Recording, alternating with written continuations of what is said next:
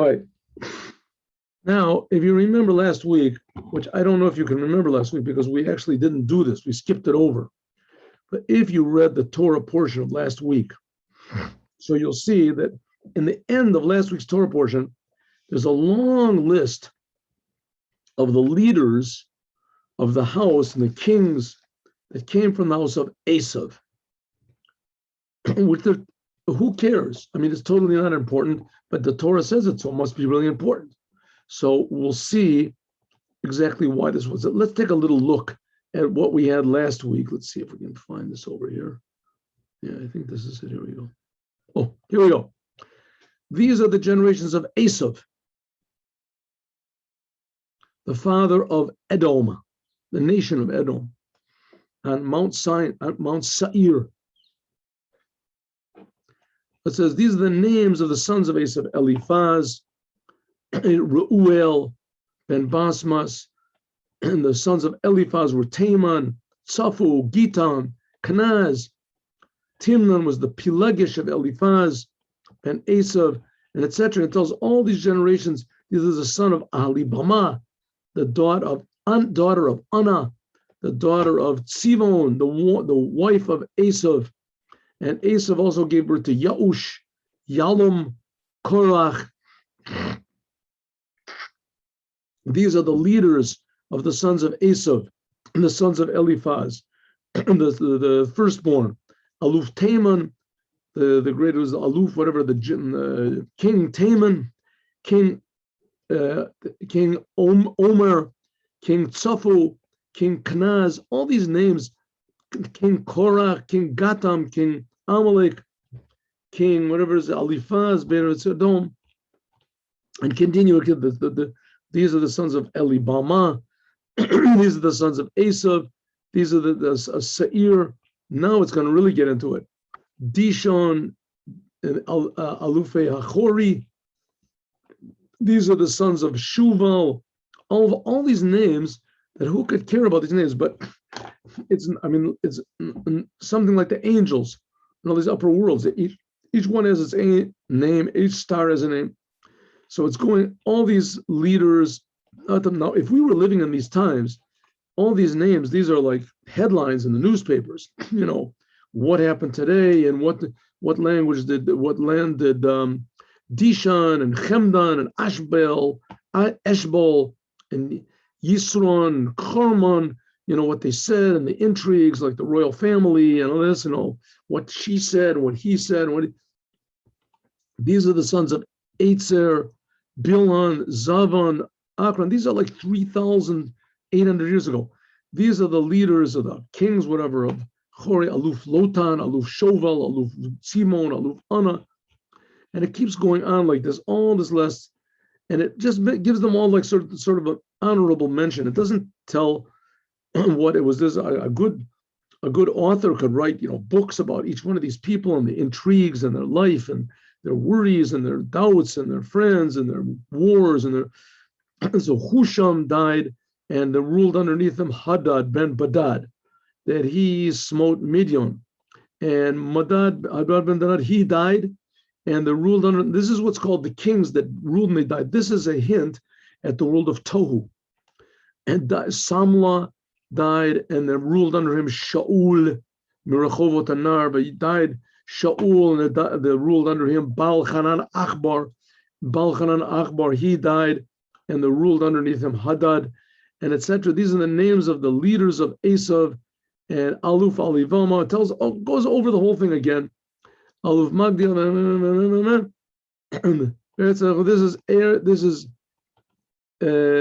This is Edom.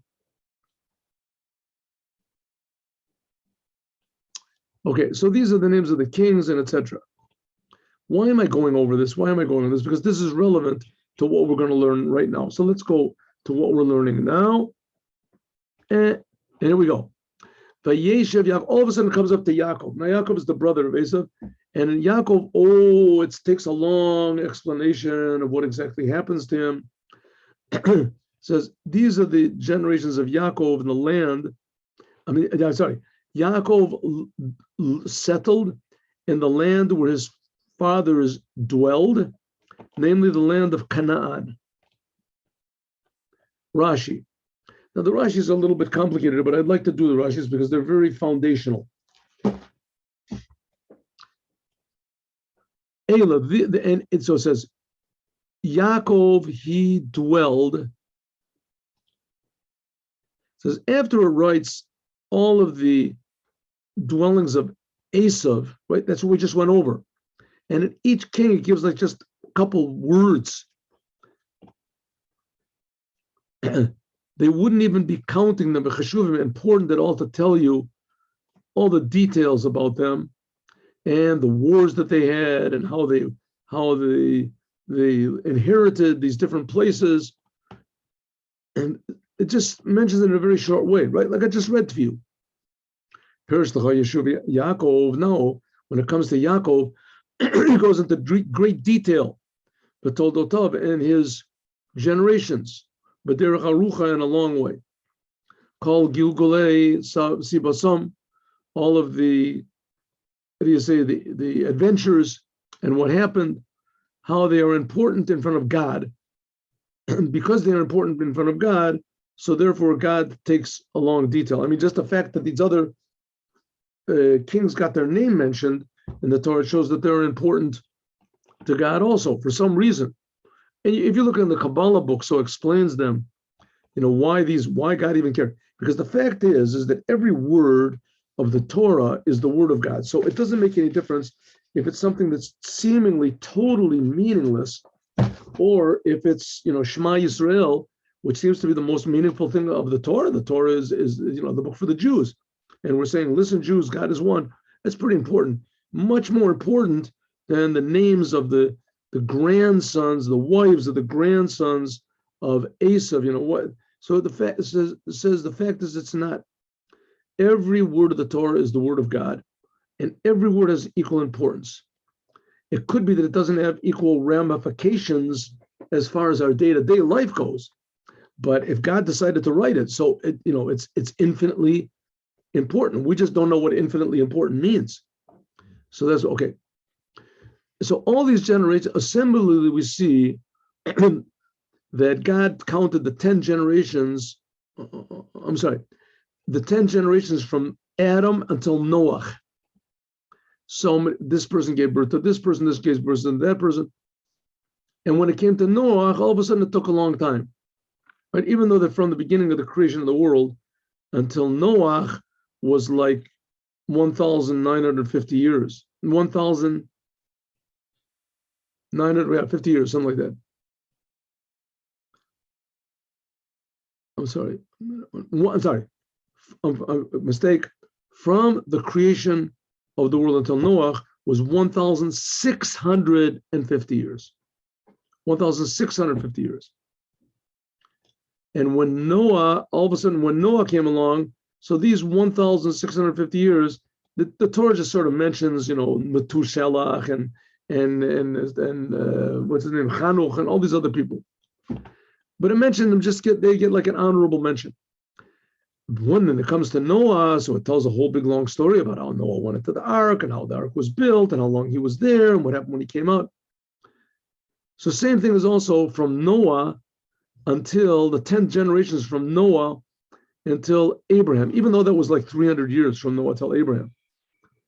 So in these 10 generations, the Torah mentions very short all the names of these leaders or the great people, whatever, in this generation. The from Noah to Abraham. When he came to Abraham, he took a long length. What is this like? This is like a diamond that falls into the sand. A person sifts through the sand, tons and tons of sand, until he finds this diamond. As soon as he finds it, then he throws away all the other sand, and he takes and he has another explanation also. It's like a whole bunch of camels that they have flax, and the one what is it? A smith, a silversmith, this ironsmith, whatever, blacksmith they call it, right? He's really amazed. Well, so much. You have so much. How are you going to bring all this flax into this little room? Says, well, yeah, I guess you're right. There was one smart person, and he threw one little match onto the flax, and the whole thing was gone. So you thought it was a big deal, all this flax. How are you going to get all this, tons and tons of flax into a telephone booth? How can you do this? So somebody put a little fire to it, and all of a sudden the flax, poop, just became like a little, you could take 20 times as much of that and put it in a telephone booth. Also, Yaakov saw all the leaders of Esav, and he was very, very worried. Who can possibly defeat all of these? It's like the Jews now, right? We're supposed to convince the whole world to worship God. How can we possibly do that? What does it say afterwards? These are the toldos of Yaakov Josef. If you remember last week, we learned in the Haftorah, it was a Haftorah from Ovadia. Remember, it was Ovadia's prophecy to Ovadia's prophecy to to Esav. So it says that Joseph is going to be like it says, Vayo Beis Yaakov Eish, says the house of Jacob will be like fire, and Beis Yosef, it will be like one little flame, and the house of Esav, which is like 500 times bigger, 1,000 times bigger, will be like straw. One little spark comes from Yosef, and it reduces all of the straw to nothing. That's why it tells us the whole story. Okay, here's an interesting from the Baal HaTurim. Let's see if we can find this. All this is interesting, but it'll just take too much time. Baal HaTurim, it says over here that Yaakov lived, Yaakov lived in Megurei Aviv. Megurei Aviv, says the Baal HaTurim. He was a big genius in this. That's the Gematria Zeh Chevron. He lived in Hebron. Okay. Next sentence. These are the generations of Yaakov. Joseph was 17 years old, and he was shepherding his brother's sheep. Very strange language. He was shepherding. It should have said he was shepherding the sheep of his brothers. But he was grazing his brothers and the sheep. Being Na'ar, and he was like, we'll see, he was like playing foolish things with the children of Bilhah and the children of Zilpah, the daughters of his father. Sorry, the wives of his father. Now you remember, Yaakov had 4 wives, right? So one of the wives was Leah. Leah gave birth to 6 of the tribes. 6 of the tribes. Leah. Rachel didn't give birth to anybody except for him, Joseph. Later on, she's going to give it. Last week we learned. Later on, she gave birth to Benjamin, and then she died. So we have 6 of the tribes came from Leah. 6 of them came from Leah, right? Reuven, Shimon, Levi, Yehuda, and Yisachar and Zavulun. They came from Leah.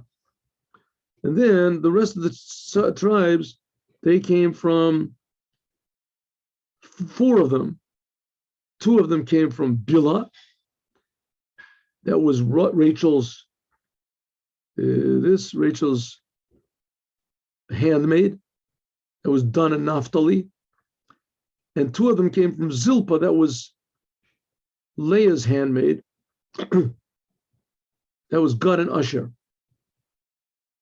And then, so that makes 10. And then the 2 more came from Yosef. Okay, now these other brothers, the other 10 brothers, they hated Yosef. And we're going to see why. Unaris ben Elbo, he used to play with the sons of Zilpah, and Bilhah and Zilpah were the wives of his father. And Yosef brought evil speech to his father. Okay, we're going to see what the evil speech was in a second.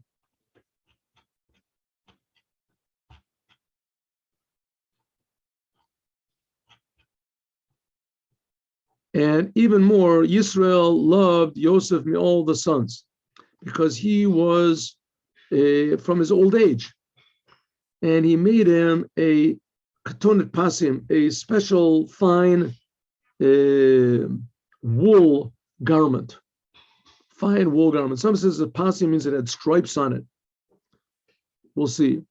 Pasim, it says kli milas, means a very fine woolen garment, like karpas or tchelas. Here he says pasim. Let's see if we can find this. Gimel. Pasim, it says saviv pas yodo. It says he made a garment that had like strips around his hand. They came down to his hand. I don't know. They're strong. Here he says pasim. Rashi says pasim. It says here pasim. This is a initials of the four things: pei, samach, yud, mem, of the four tribulations that he went to. He was sold to Potiphar, and then to the Socharim. So Socharim Yishmaelim, we'll see. And then to the Yishmaelim, Socharim Yishmaelim, Yud, and Mem to the Midyanim. Those are the four that he was sold to. Okay, what's going to happen over here? It says that Joseph, he brought a bad report back to his father about the brothers. Now, here we have a story. This whole story is just one tragedy after the other, one misunderstanding and misinterpretation after the other. Joseph saw his brothers doing certain things, and he really believed that it was forbidden what they were doing.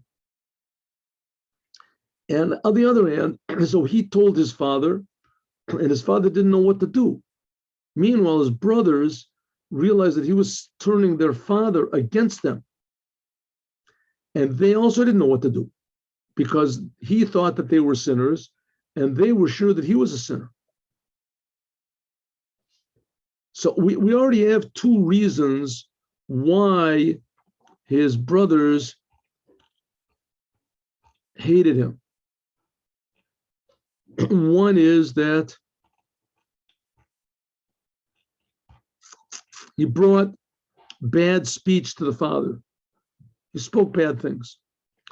Number one. Number two, his father loved him more than the others.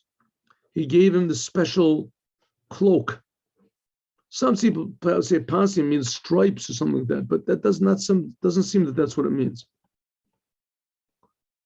Here he says he was the oldest son, Pensacola. It says Targum. It says the uncle says he was the smartest of the sons. Everything that he learned from Shem and Aver, Yaakov gave over to Joseph, and Joseph also, his face was exactly the same as his father's. Okay, now it's building up, right? The pressure is building up over here. Joseph is telling these things. Now, what did he tell his fathers? Here we see, there's Rashi explains. What did he exactly tell his father? What did he see? It says that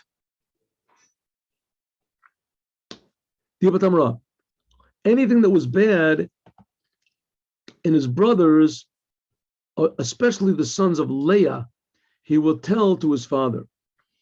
Now, you're going to see that all the brothers hate him, and that's going to be because of the dreams that he has later on. That's going to be an additional reason to hate Joseph. So number one reason is because he brought this bad reports to his father. He saw them that they were eating a limb from a living animal. In fact, what they were doing, there's different explanations of what they were doing. According to one explanation, what they were doing is that they would cut a piece they would slaughter the animal, but before it died, before it stopped thrashing around, so they would cut a piece off of the animal, some say from the neck, and then they would wait for the animal to die, and then they would eat it. Now, for a non-Jew, this is forbidden.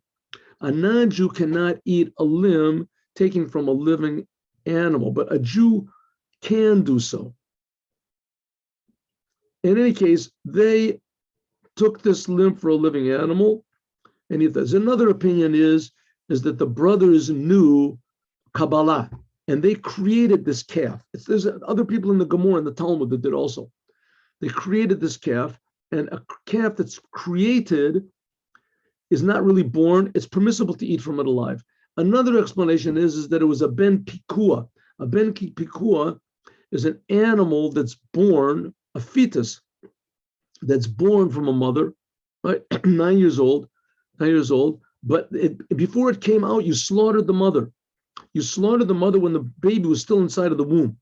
If you slaughtered the mother when the baby was still inside of the womb, then you don't have to slaughter the baby. That's the law. That you don't have to slaughter. It's considered to be like a limb from its mother. And if the mother is kosher, so it's... In any case, he saw them eating a limb from a living animal. He misunderstood. He saw them also speaking not nicely to the sons of Bil and Zilpah. And he also saw that they were chashudim al arayos. And he also thought that they were having relations with non-Jewish women. It says over here that what they were really doing is that they were selling things to the non-Jewish women that would come from around and ask the non-Jewish women to do various things for them. Please carry this over there, whatever. And it's forbidden to do a thing like that, according to some opinions. Okay, anyway, so he explains what it was, what exactly it was. Okay, so meanwhile, he thought it was a very big commandment that he had to tell his father what he was doing, so his father would stop them. Meanwhile, his father was not so sure if he didn't say this because maybe Joseph just hated them. And he loved Joseph so much that he sort of believed what Joseph was saying, so he didn't exactly know how to approach them with this. Here he says, let's do a little bit of the Kli Ykar. These are the kind of Joseph. The rabbi said that Joseph was similar to Yaakov and everything that happened to him, as though it was Joseph. And that Yaakov wanted it to, so Yaakov wanted to,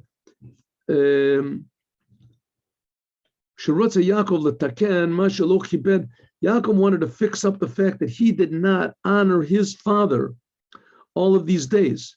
It was all the time that he was away from his father. He was away from his father for, what was it, 34 years, so he didn't really it says the time when he was in the place of learning wasn't so bad, but in any case, so he wanted to fix up the time that his father was there, that he was away from his father. So therefore, it ended up that Joseph ended up fixing this up because Joseph was taken from his father. Therefore, Joseph was taken in prison for all the days that Yaakov did not honor his father. So Yaakov had to suffer because Joseph was taken into prison. That's what it says. Ela told us Yaakov Joseph. Also, the Rashi brings down a very interesting thing. These are the generations of Yaakov, that everything that happened to Yaakov later on happened to Esau. Number one, his brothers hated him. Joseph's brothers hated him. Well, Yaakov also had a brother that hated him, Esau.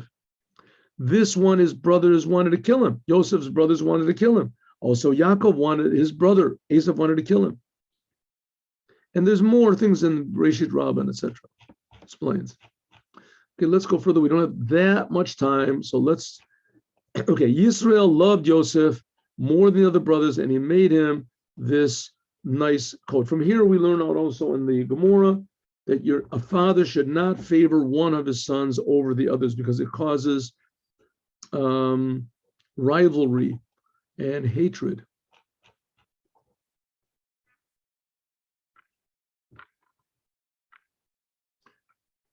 His brothers saw that their father hated him, and they hated his brothers saw that their father loved Joseph from all the other brothers, and they hated him, and they couldn't speak to him in peace. He says, what does it mean he couldn't speak to him in peace? He said, really, they could have spoken to him in peace, but they didn't have the profession, they didn't have the permission, because they were afraid that what Joseph said would be verified in his father's eyes. His father would say, right, now his father could say, listen, maybe Joseph just doesn't like them. He's making that up. But they were afraid to say anything to the father, that maybe it would be, his father would understand that it was true what Joseph was saying. So therefore, they didn't have the permission to say things that might bring to peace, because the father, he was really torn. On one hand, the father really loved Joseph, so they couldn't say anything that would make the father stop loving Joseph. And on the other hand, Joseph was saying bad things about them. So what could they do? How could they? So it says, therefore, they couldn't make peace. They just had to keep quiet and hope that the father would not take what Joseph said 100% seriously. Okay, anyway, things are simmering, and now they really come to a head. And we're going to see that dreams play a big part in this whole entire story. Joseph has dreams, and then the minister of bread and of wine in the prison, they both have dreams. And then Paro has a dream. And this whole thing is woven around these bizarre dreams. And really a dream, it's very, very appropriate, because the whole thing, this whole entire story comes from, how do you say, misconceptions. The brothers think that Joseph is sinning. Joseph thinks the brothers are sinning, right? The father doesn't know exactly what to say. He can't exactly figure out what's going on. Therefore, he does exactly the wrong thing. He gives love to Joseph when he shouldn't give love to Joseph. He expressed his openly, and he just fanned the fires of this hatred. Joseph, all of a sudden, he has two dreams. Joseph dreams a dream, and he told it to his fathers, and they increased their hatred for him. Anyway, now, not only are the 6 brothers hating him, but also the other 4 brothers that come from Bilhan, Zilpah, they're going to hate him also, because you're going to see what the dreams are. And he said, listen, my friend, this is the dream that I dreamed. Here's the dream that I dreamed.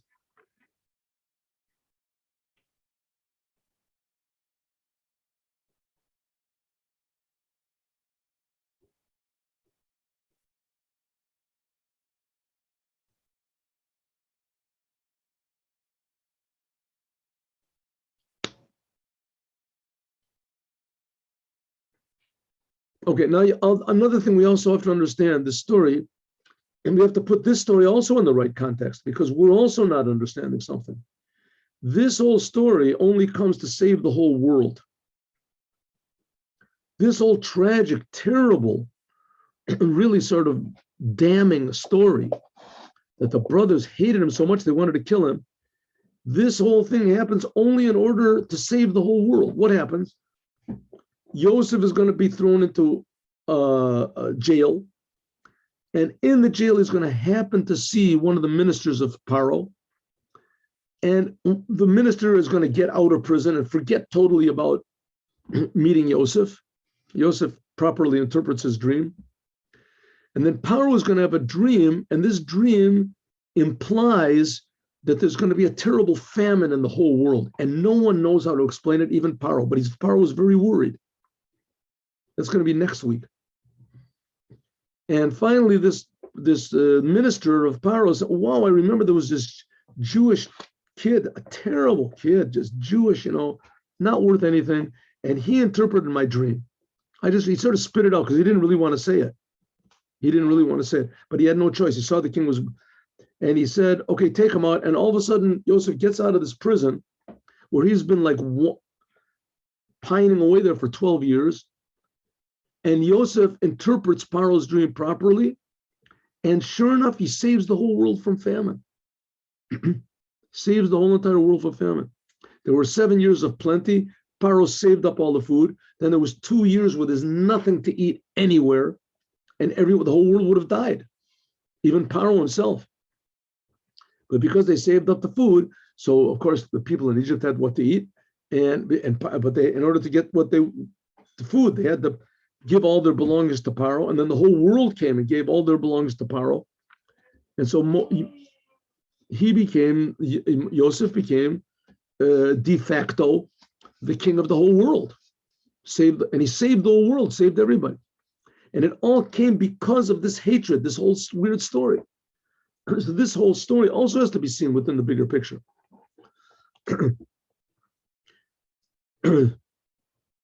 So Joseph said to them, listen, my friends, listen, here is the dream that I dreamed. What's the dream?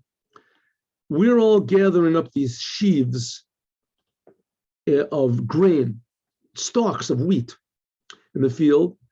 And I also gathered up grain, and it was standing up, all these, and all of your bundles of grain, they bow down to my bundle.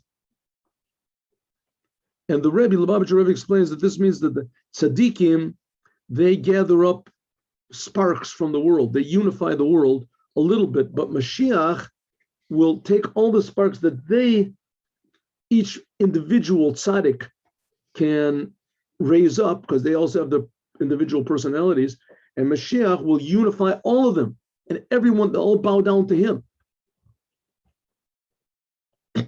So his brothers said to him, one second, you're going to be a king on us? You're going to rule over us? Usually a king is with will, and a moshel is like a dictator, even if people don't want to.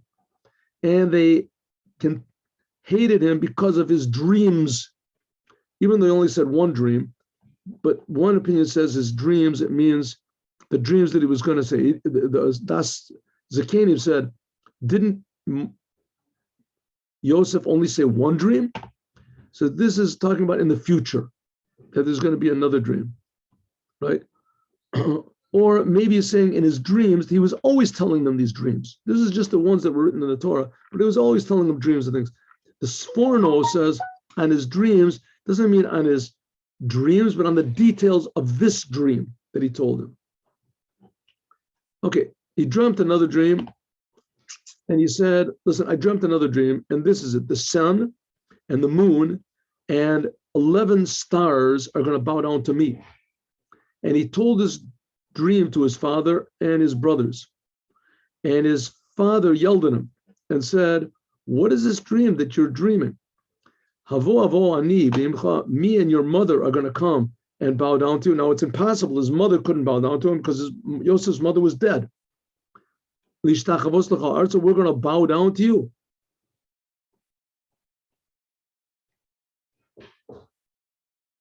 Here it shows that there's no dream that doesn't have a little bit of falseness in it. And so it says, "Vayakanu boechav," his brothers were jealous of him. Ve'aviv shamarat hadavar, and his father just kept it quiet. What does it mean he kept it quiet? His father, his father was waiting, and he was patient, and he was waiting. When is this exactly going to happen? That's when he's shomer amonim. Shomer means he was waiting to see if it would really occur or not. Or HaChaim says, in this dream, he took any doubt away from the first dream that it was maybe just his bad thoughts, or maybe he was just, maybe he ate something, because lo chashab lo alal dato lishtachrir alaviv, because it couldn't be just his thoughts. Maybe he's thinking the whole day, I'm going to rule over my brothers, but he never would have thought to rule over his father. It must be that it was made known from heaven that this is going to happen. Now his brothers really hated him because they realized that he was really receiving messages from God, and they weren't receiving anything. So they were all jealous. The Rebbe explains, and we'll see this even more, it'll be more defined a little bit later, that the brothers, it says they were all shepherds. They all had to be shepherds, but Joseph is going to be, he doesn't know it yet. He's a totally different type of a person than his brothers. And he's going to become the king of Egypt, which Egypt was like the most decadent country in the world, maybe in history. It says Egypt and Canaan were the most decadent places in the world, the people that were there. And he became the king of these most decadent people in the world, and he even caused them to stop being decadent. He said all the men had to circumcise themselves. And so it says that's what the reason was, is later on when the brothers went to see him, they didn't recognize him because they couldn't imagine any of them being a king of a land, they could watch over sheep. That was the best they could do. Sheep don't rebel against you, and they don't contradict you, and you don't have to worry about the personalities of each sheep. But a king has to worry about each and every person. He has to make decrees that they work. Later on, it's going to say here, let's see, where did I read this over here? That Josef ruled, where is this? That Josef ruled longer than any other ruler in Judaism. He ruled for 80 years. One second, where's this? Let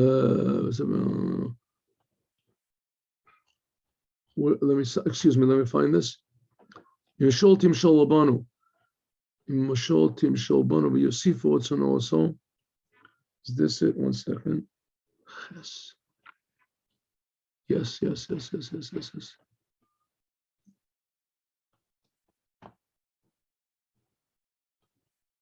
No, anyway, it says that he ruled over, I'm sorry, I just saw this.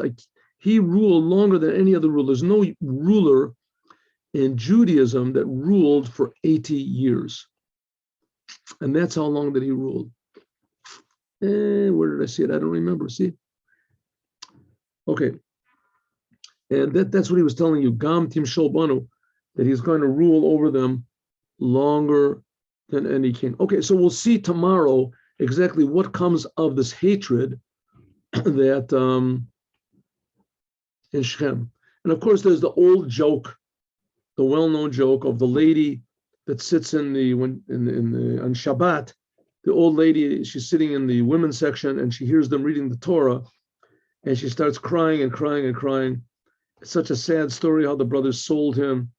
And then the next year, she's crying. And the third year, she's not crying anymore. She's like sort of really angry. And they said, what happened? He said, listen, if he's so stupid, he did the same thing 3 times in a row. So why should I have mercy on him? Okay, my friends, see you tomorrow, God willing, 8:15 in the morning.